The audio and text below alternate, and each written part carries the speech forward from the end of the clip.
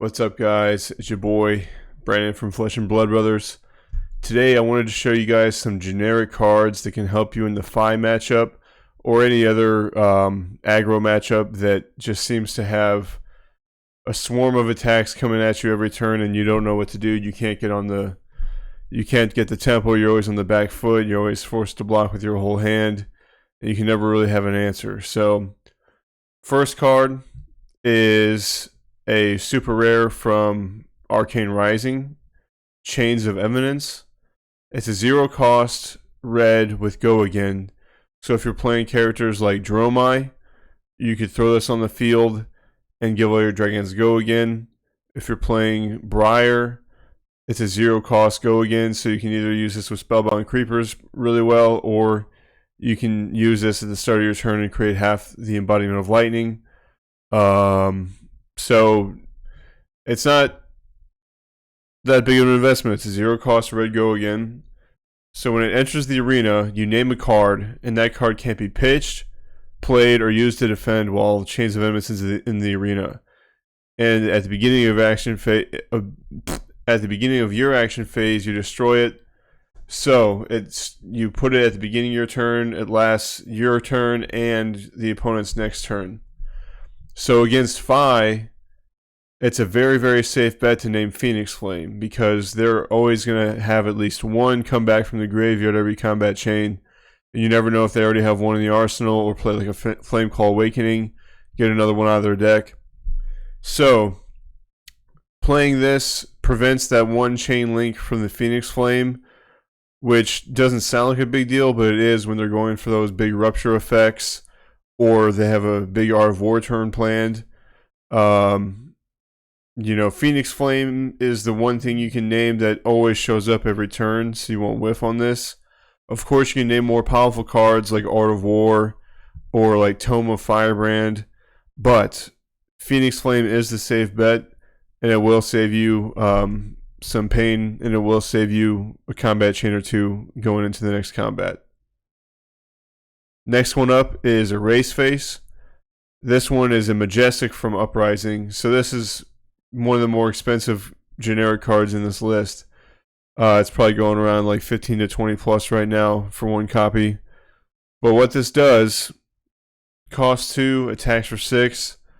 When it hits a hero, cards and tokens lose all class and talent types until the end of their next turn. So, first of all, if they block this, okay, great. They had to use some equipment, which, if you're familiar with Fi, they use Mask of Momentum and Tiger Stripe Shuko, which both have Blade Break, so they can only block once and then it's gone from the game. So if they give up their mask, great. But if it hits, all their Draconic cards lose the Draconic property, so their weapon can't gain go again, and many of their combos and chain links will be unable to come at you on their next turn. So this will save you a lot of trouble. Definitely worth throwing this in against the Fi matchup.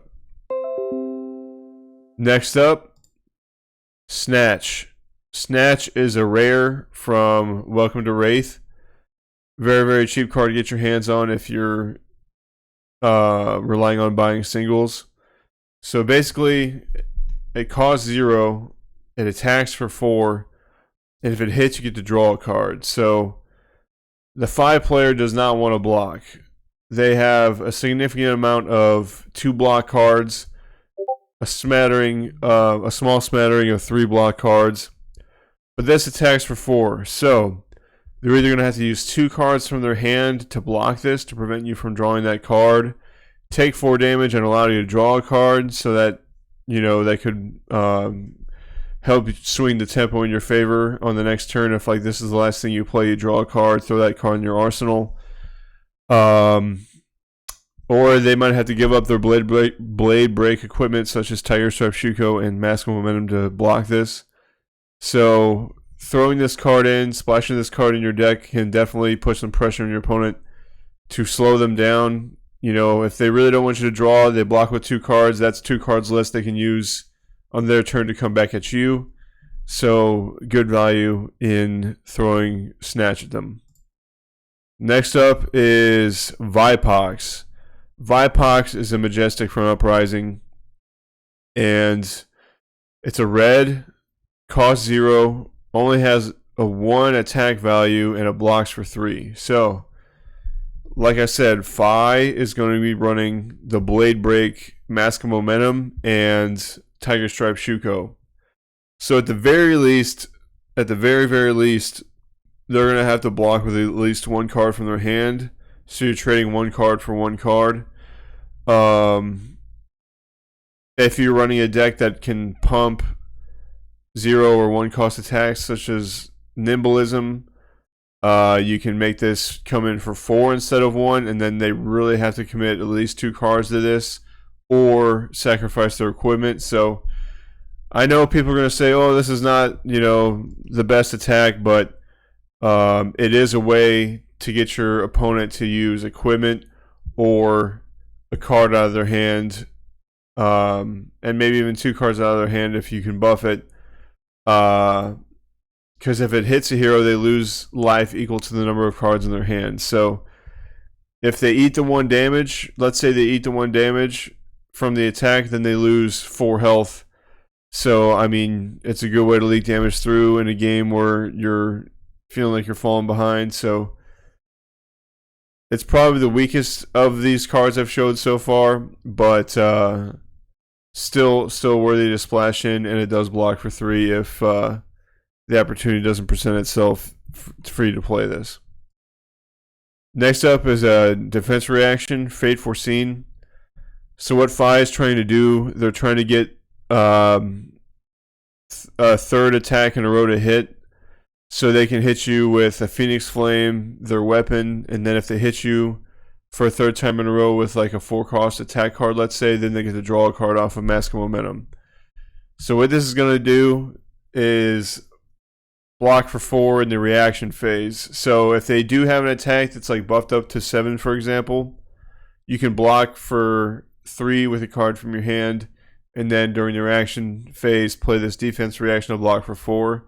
And you can also opt one, where you look at the top of your deck, and if you don't like it, you can put it at the bottom. Opting is a strong effect in a game of Classic Constructed, especially in like a big competitive tournament, because you're going to be able to see, like if you're a Dromai player and you absolutely need a red card on top of your deck for a certain dragon attack or a dragon effect coming up, you can make sure that that top card is red ahead of time.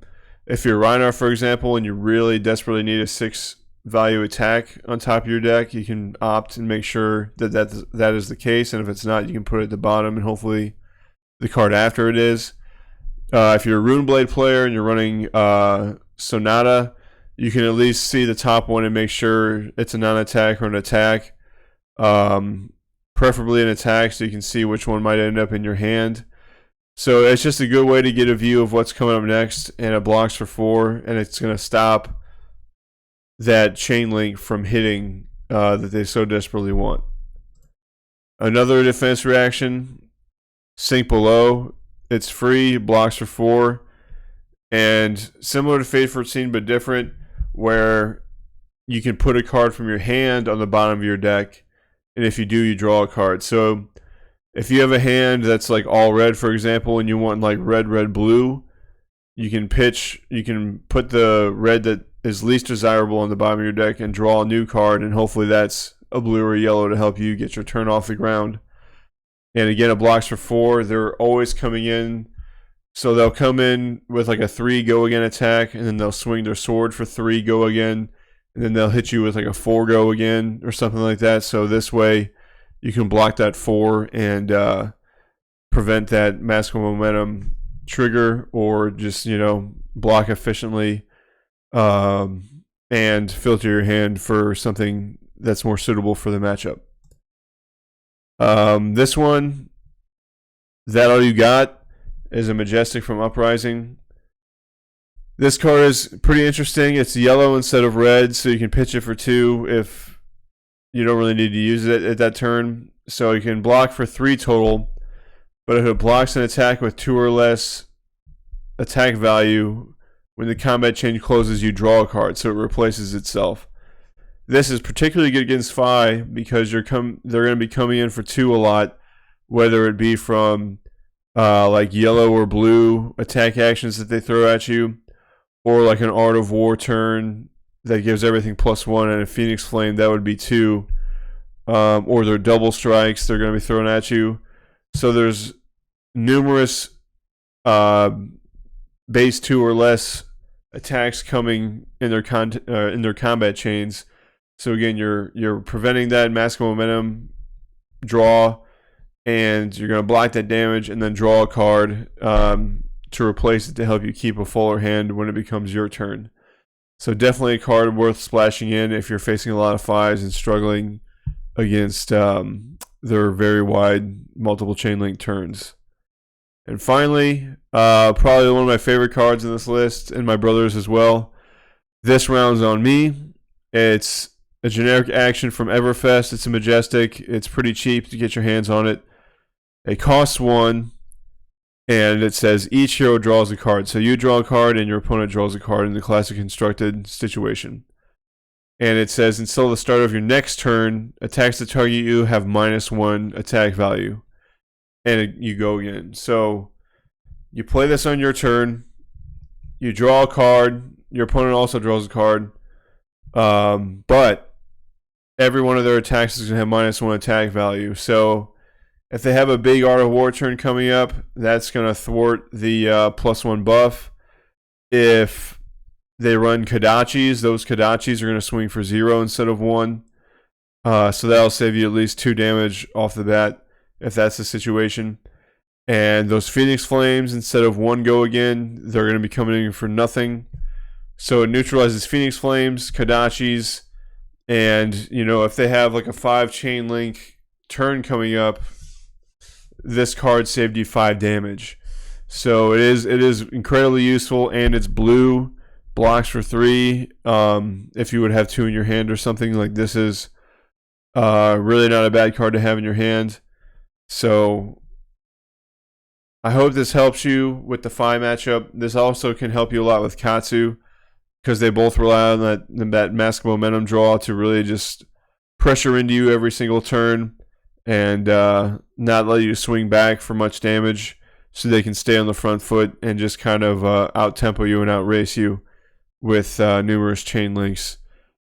If I missed anything, let me know. I just wanted to focus on generics for now, just so any new player can kind of jump in, and if they're struggling against Fi or aggro decks in general, they can look for these cards. All of these cards except for Race Face are very, very cheap to buy online or singles in your local game store.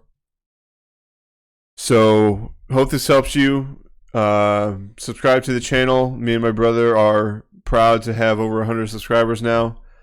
So it means a lot to us, and we'll keep creating content, and we just are very passionate about the game of Flesh and Blood. So I hope you enjoy this. I hope you learned something, and I'll see you in the next video.